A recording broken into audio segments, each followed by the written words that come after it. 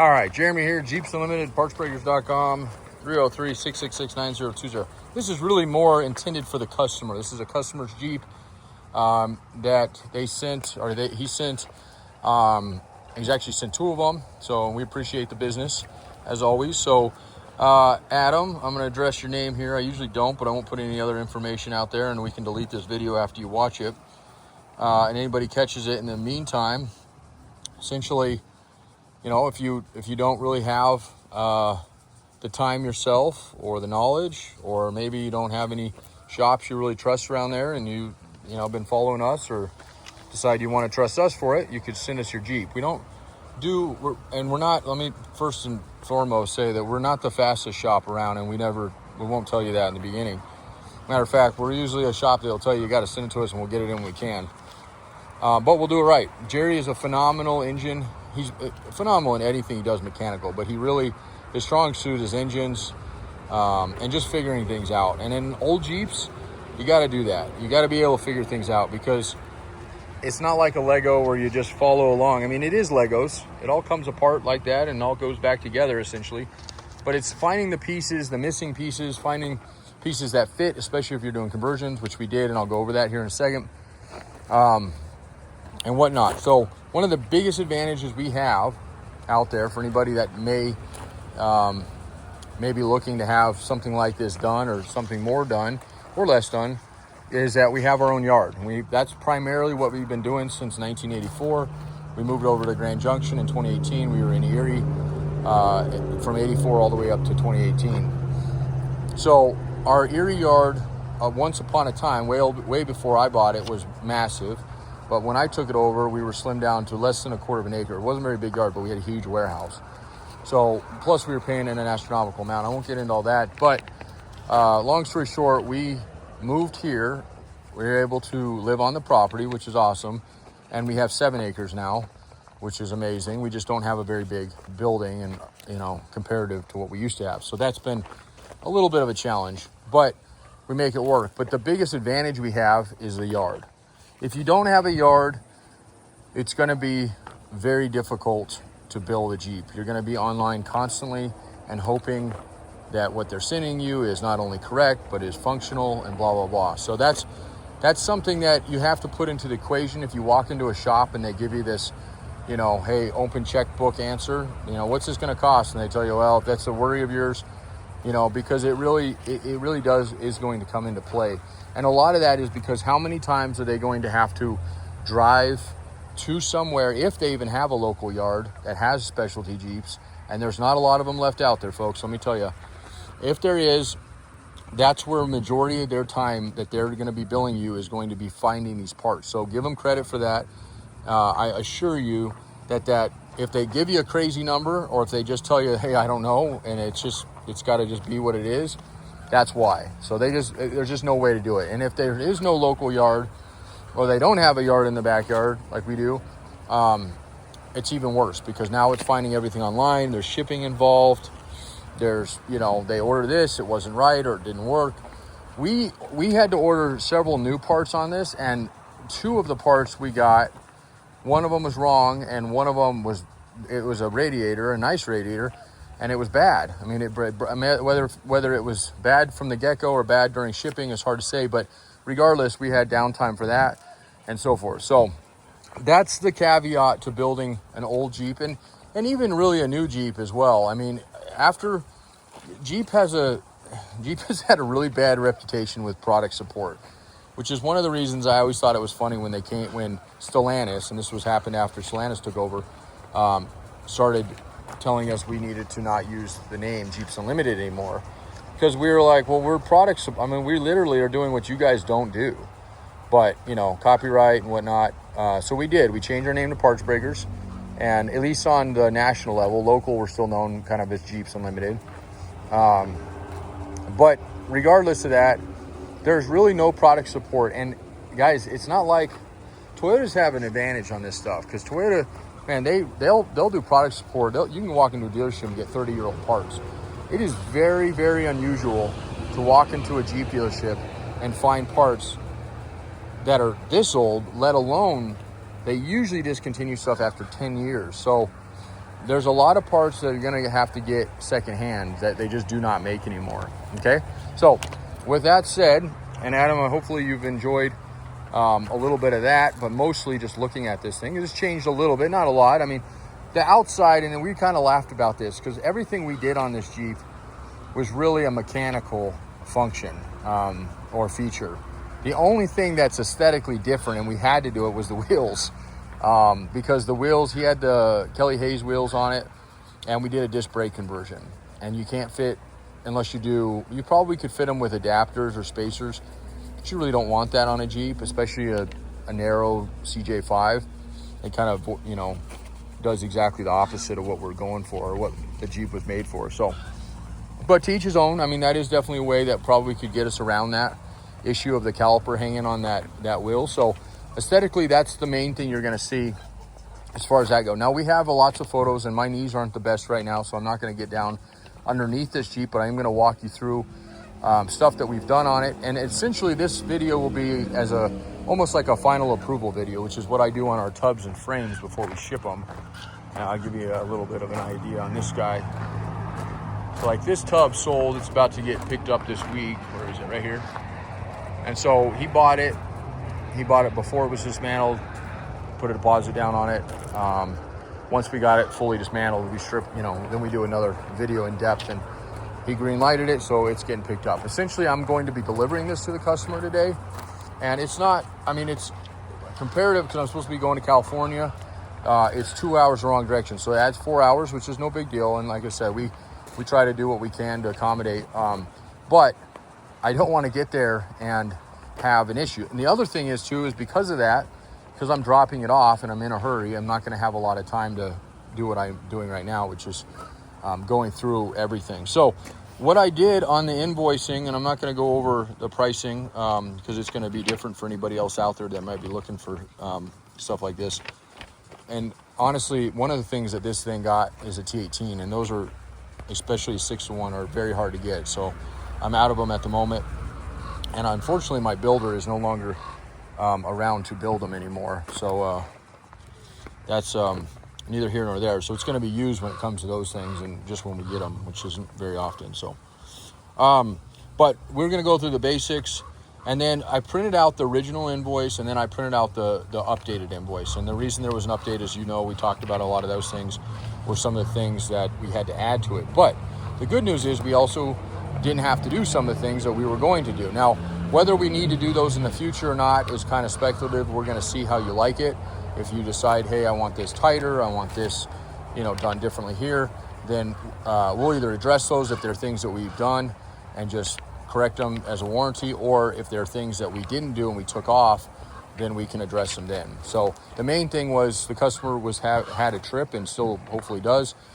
This week he's going to take it up to his cabin and wheel in it and have fun with his kiddos, and it sounds like other family members. So getting it done and getting the big things done were important. And we still have his other Jeep that we'll work on here probably, I don't know, in a couple of months, because we're swamped right now. So all right, so the basics that didn't change, we got diff fluid, transfer case fluid, transmission fluid. The diff fluid we did at the very end, and I'm glad we did, because it was like literally the blackest thing I'd ever seen come out of this thing, and especially in the rear.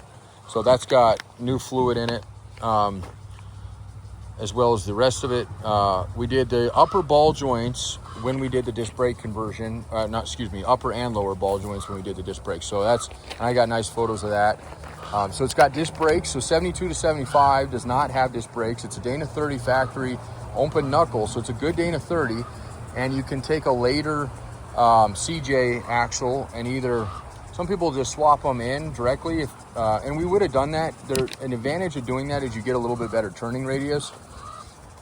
But the disadvantage for this customer that was hard was it has 427 gear ratio in it. So that they never made that in a later year. So we would have had to rebuild an axle, and the cost associated with that was way more than had we just done the disc brake swap. So we took 83 on up. On this particular one, you can use several different ones, but you just need to remember the year, because the calipers and whatnot change on them, the deck height for your rotors, and a few other things. So it's got new ball joints, upper and lower, that we did on it. Engine mounts, transmission mounts, and stabilizer. We did those. That ended up being a little bit more.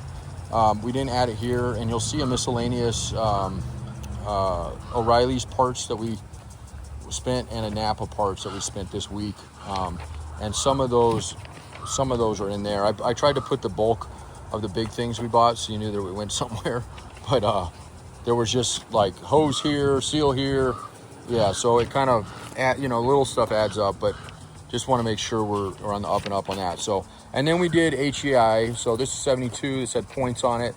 If anybody out there is looking at upgrades to do, you just bought a Jeep, especially an old Jeep, especially anything. I mean, you can find points even into the later CJs. It just depends on how basic it was. But that's one of the biggest upgrades you can do. This is a 304, and the Buicks, the Dauntless, the 304, the 258s. That's by far one of the best engine upgrades you can do just for performance and reliability. And so that's been done on it. And I might as well pop the hood and kind of show you that stuff. Again, because I know I'm not going to have a ton of time when I drop this thing later. All right. Look at that beauty. So it's not just all dolled up. We do not take the lipstick on the pig method, which is sometimes with a Jeep, that's what you find. People paint things and do nothing else. So this engine's been completely removed, completely tore down, minus we did not pull the lower end stuff, so we didn't pull the it hasn't had machine work basically. We didn't pull the pistons. We checked the lower bearings, they were good, but we did do basically a top end. We lapped the valves and yada yada yada. And Jerry had it's supposed to be, I can't remember what he said, 900 to 1100. He had it right at 1,000 by ear, getting it running initially. So that was cool. It runs excellent, and might as well. Well, I got my hands full right now, but anyway. So you got the big radiator, aluminum radiators here. We had to put a new fan clutch in it. That was bad. The pulleys look good. I did see a little bit, but I think it's just this old stuff just kind of does that. If we get any weird wear on this belt, we'll see if this pulley's got a slight ding in it. It looked okay, and like I said, they're not easy to find. So this 72 is kind of an interesting one for anybody out there doing it. This has got a unique water pump on it that I didn't even really realize, but it's from the early era, and they're almost impossible to find. And furthermore, when we got the water pump in, they hadn't clearanced the lower bosses, so the crank pulley would hit it. I mean, we couldn't even do a full turn, so that had to be addressed after hours of figuring out. He had taken I think I told you this, but Jerry, he was so confused. He thought, oh man, I think that maybe one of the valves is hitting. He didn't, so he had pulled these heads. It was a pain in the ass. So definitely note, if you guys are ever doing 72 or anything there, check check this stuff. I mean, we looked at that water pump up and down, but to the naked eye, you couldn't really see it until something hit. So this is the HEI, the plugs, or the wires. Your spark plugs were in excellent shape, man. I mean, it was $4 a plug, and I know in the grand scheme of things, but we tried to save you where we could. So if you see that they're old, I took those off. The bottom contact is the most important part, and it looked like you had done that at some point recently. So that battery over there is your battery from your other one, and unfortunately, yeah, that one took a crap. It's here. If you want me to bring it to you today, just remind me after you watch this. It's 324, so you bought it a little over a year ago, and yeah, I think Optimus should last a lot longer, especially for what you pay for them. So okay, so most of the engine is internal, but there's definitely some things that shined up on it out here. Oh, that master cylinder was a pain in the ass. That luckily I hadn't taken out of the road, and we hadn't done the brakes yet. We had just got everything else and wanted to see everything else moving. Went to drive around the yard, and no wonder why that was a big address on this to do was the brakes, because that master was completely toast. I mean, it worked, but not great. And so we threw a new master on it. Again, that's a 72 only. It's got a weird pressure switch at the bottom of it. I don't know if you can see it down there. You'll see it when you get it. So, okay. Now, what's really cool and what, I don't want to wasn't going to do this, but I might as well, because again, we're going to see it anyway. All right, he had this, so he did rebuild the carb, that as well. And then on top of the carb issues, so not only did it need a rebuild, but you had extremely rotten, bad fuel lines. Like they were, to a point when he started in the beginning, I was like, Jerry, you gotta turn this thing on. I need to light on fire. It was that bad. So we replaced your fuel lines. We replaced the fuel filler neck. That was also bad, leaking really bad. We did not have to replace your fuel tank. I think that's fine. We also did not put a sending unit in it because we got your fuel gauge to work.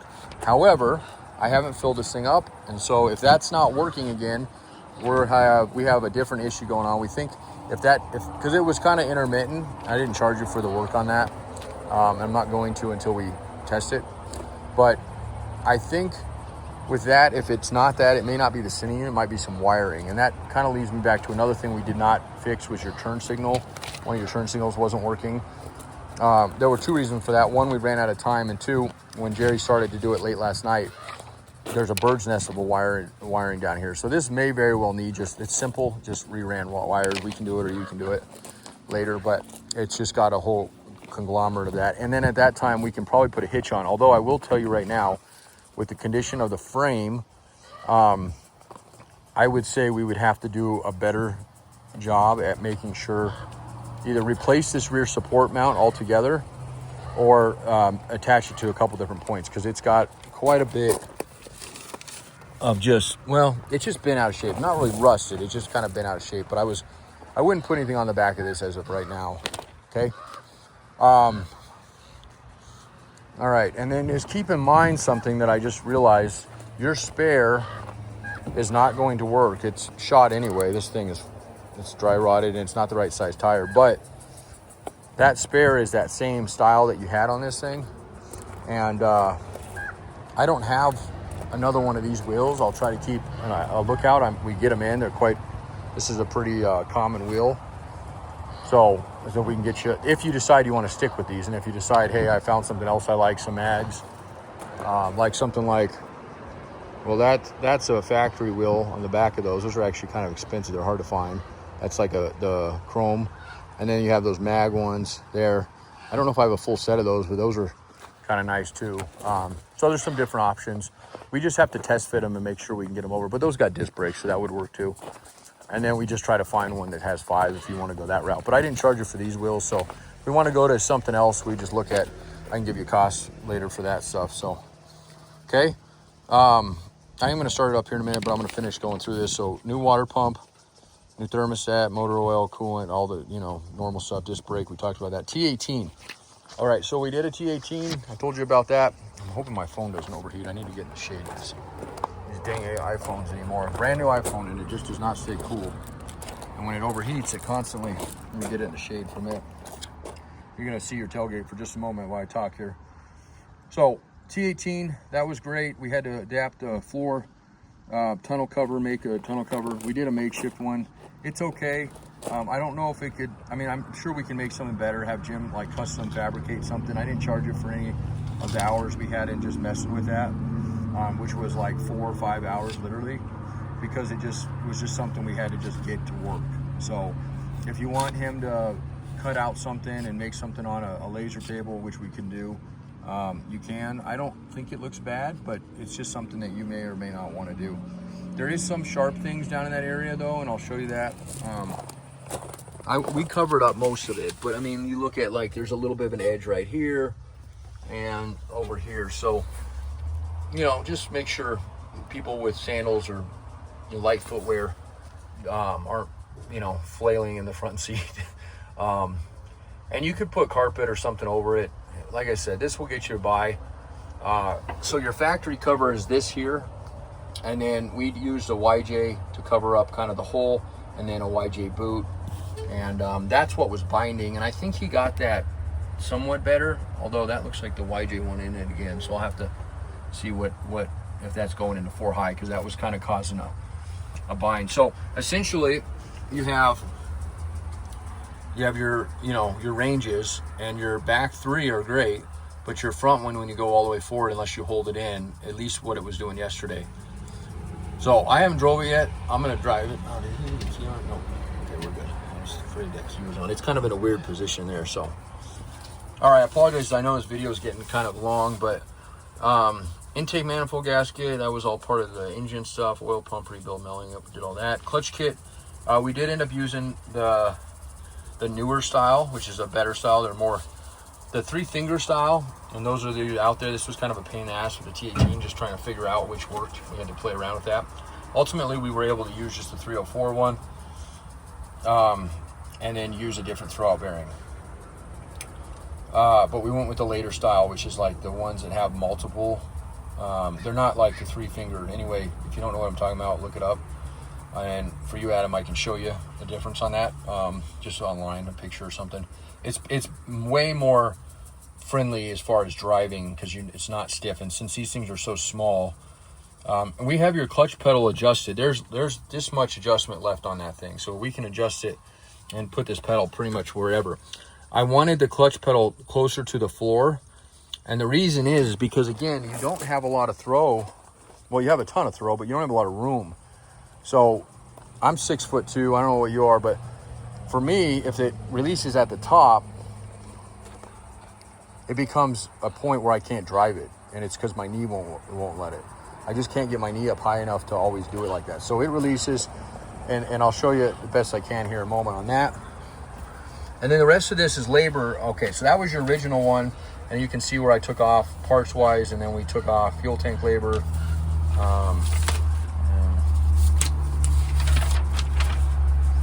And then the next one is where I added in, and I didn't circle this stuff, but I will go back through. So we have miscellaneous parts, brake master, fan clutch, oil filters, fuel line, anything that we didn't have on the original invoice, and then as well as a few of the add-on items there. And then we have Napa miscellaneous parts, so flywheel resurface, brake lines, and fittings. And there were some other things there's a caliper, there's a few other things in this one, but most of that came just in the last 2 weeks of really going gung-ho on it. Anything we returned, we could, so we did. Wheel swap, no charge. Fan blade, we used, the old one would not fit with the larger radiator. And then we have rebuilt front and rear drive shaft. So the difference in your original invoice from this one's about $1,000 more. And the reason that was mainly is for these drive shafts. But there is a little bit on the Napa and the O'Reilly's. But with the stuff we pulled off, it saved you quite a bit. So I hope that works for you there. And you just, I know this is kind of a basic go through. Just kind of scan it again here. So yeah, that all looks good there. I took off some hours on things. So instead of the fuel stuff taking 2, we just put it down to 1 since we didn't have to mess with the tank. I took off doing anything for the steering because, like I said, we were able to use your old tie rods and yada yada yada on that stuff. So I think that basically does that, and the rest of it we can just kind of show it. Now the only thing, so the tie rods, like I said, we took all that off because they're actually not terrible. There is play in your steering wheel, and you're going to be, and anybody that hears that's going to laugh because it's an old Jeep and there always is. But we investigated that, and most of the play that you have here is you have a worn shaft, and it's not something we really caught because we kind of thought it was in your tie rods, but we caught it kind of last minute yesterday. So this guy here, when you move, you can kind of see it, and you can actually see oil seeping. So it's just the shaft in here that's worn, and unfortunately these get packed full of grease in the beginning. There's not like a greaser on them. There might be if there's an updated one. That would be a good thing. This is a non-power steering unit, of course. Tightening this gear is not going to fix the issue that's there, because that's more or less, and there's a huge liability to mess with those, so we don't do that at all. If you can get somebody else to do it, or you can do it if you like, but just something to keep in mind. When that shaft is worn, it's just the bushings in bad that have gone bad. Bearing, I'm sure there's a bearing or something, so it's allowing it play, and that literally, that kind of inch you have back and forth is all from that shaft that comes down. So that was one of the reasons I didn't want to take it 60, but I mean, it drives good. I mean, it drives like an old Jeep, but I don't want to, you know, knock for what we've done to it, because, you know, it's at the end of the day, it's not gonna drive like a sports car. It's gonna drive like an old Jeep still, but with the refinements we've done on it, the disc brakes, the main thing on the transmission is just the low. Anybody that doesn't know T18s for like the T14, what it had in it originally, it's got essentially like a 1-to-1 in your what would be your fourth gear, which is in a T18 more or less a third gear, and then you have a non-synchro first gear, and your first gear is not really first, it's low. So your first becomes your second, if that makes sense, and yada yada yada. For anybody watching, there's your water pump, by the way. We put a lot. So some of that stuff we just threw in it for you. We took out some of the other stuff we have here, and this week you can go through it and go, hey, you know, I want this out of it, or I want this, and we have all that stuff. And this is a good time to do that if there are things. But the water pump is underneath the driver's seat. I just happen to see it there. So, okay. So I'm impressed with it as far as how well it came out. There's a lot we did to it, and it's always when you do this much work to something, this much involved in it, changing drive shaft lengths, putting in a whole different transmission than it had in it, linkage for it. We had to change the transfer case. I talked to you about that. That was because the t18 has an offset rear axle, and the 7275 had it centered, so we had to go back to a 20, which is actually what it had. There's your old one there. I pulled it from a different project that we were going to work on, but so we have that one for your other Jeep, because I know that one's got a bad T case, and then everything else is just going to be mechanical and whatnot. So shit, the time it takes you to watch this video, I'll probably be no, just teasing. It's like 2 solid hours when I'm towing, so, and I haven't loaded it yet, obviously. So let's fire up. That was my main thing, and open the hood and see. Now yesterday, I'll make a fool out of me. Oops. Okay, that was a dumb rookie move. Now what I was trying to show you is how well it starts. And it was started so well, it basically started when I was in gear. So I apologize about that. Get it out of gear here. Okay, so you should, now it has sat all morning. I have not came out and started this thing, and we had it running yesterday, so no big deal as far as that goes. But let's see if we, oh look, our fuel gauge is working right now. Oh, come on, there we go. All right, so take a second to get fuel up there. But once I did what I did, 1 or 2 pumps on it, fired right up, and it's idling. I'm not giving any fuel, you know. There's no shit. I don't even know if this has a choke on it. It's probably got an auto choke on it, but I don't know if there was a hand one anywhere. That's a lighter. That's cool. So, okay. Of course, the e-brake. Let's see. We don't think we played with this at all, and I doubt this works right now. I don't even have an e-brake to fix that, and I don't think we addressed it in the original one. If that's something you want me to put you down for, I can definitely keep you in mind if we get a good e-brake. This is a whole assembly, and that assembly, unfortunately, down there is bad on this one. My phone's hot, so if it turns off, that's why.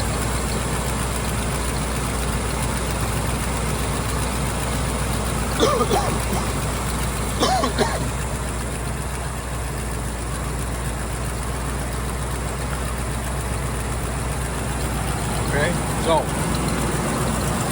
put the hood down.